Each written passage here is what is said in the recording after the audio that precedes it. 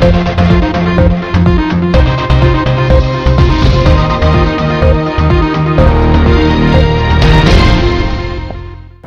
वालेकुम नाजरीन, मैं हूं मोहम्मद अब्दुल हकीम। 7H न्यूज़ में आपका इस्तकबाल है।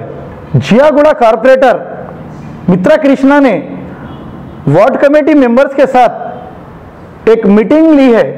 आइए देखते हैं राहुल सिंह की ये रिपोर्ट। एक ही मिनट, जरा केक कट कर देंगे आप। बोलिए। आज वार्ड कमेटी मीटिंग जियागुड़ा में बहुत ही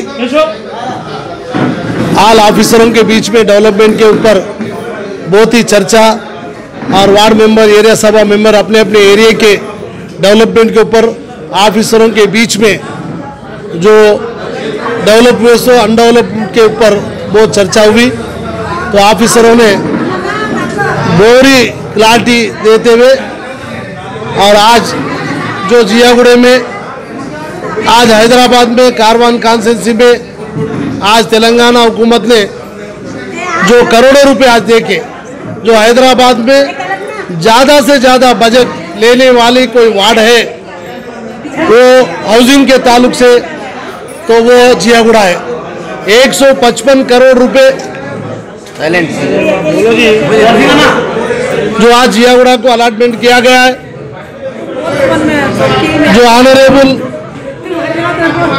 म्युनिसिपल मिनिस्टर तारक रामाराव जी 2 बार यहाँ पर आए, विजिट किए और सडनली विजिट करके जो हम परेशान हो गए, हमको नहीं मालूम, आके जो जियागुड़ा के 2 बेडरूम का इंस्पेक्शन करके और quality and quantity development and जो बनने का जो तरीका और तौर को देख के बहुत खुश हो के और ज़्यादा से ज़्यादा मकान बने ना। हमने उनको पूछा इतना बड़ा ओपन प्लेस नको हमको और घर आना बोल, तो इमीडिएटली 220 मकानों का और परमिशन देके 40 करोड़ रुपए और हमें इत्मीनान दिए गए। मैं उनको दिल के गहराइयों से शुक्रिया करता हूँ, धन्यवाद करता हूँ। और ज़्यादा से जल्द हमारे जियागुड़ा क्षेत्र में हमारे मुख्यमंत्री मैं समझता हूँ दशहरे में पधारेंगे और हम जियागुड़ा के कारवान के सभी टीआरएस पार्टी के वर्कर उनका हार्दिक अभिनंदन के साथ स्वागत करेंगे।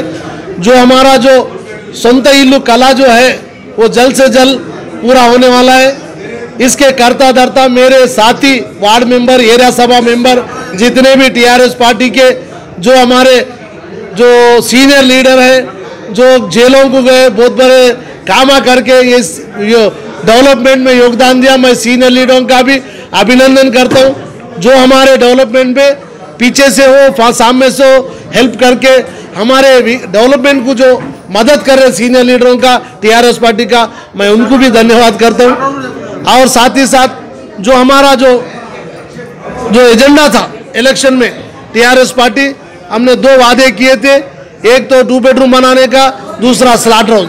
और स्लॉट हाउस का मसला परसों भी पूरा हो चुका, लेकिन हमारा जो ख्वाहिश है जो गवर्नमेंट के थ्रू बनाने का वो सपना अधूरा ना होना बोल के मैं केटीआर साहब से रिक्वेस्ट करा। साहब अपने प्रॉमिस किया था कि हम गवर्नमेंट के थ्रू करने का, ये प्राइवेट के हाथ में जाने से हम ये गोश्त का दाम भी बढ़ेगा और हमारे को जो स्वेच्छा और जो फ्रीडम जो जो जो रेट कम होने का वो मुश्किल होगा बोल के मैं रिक्वेस्ट किया।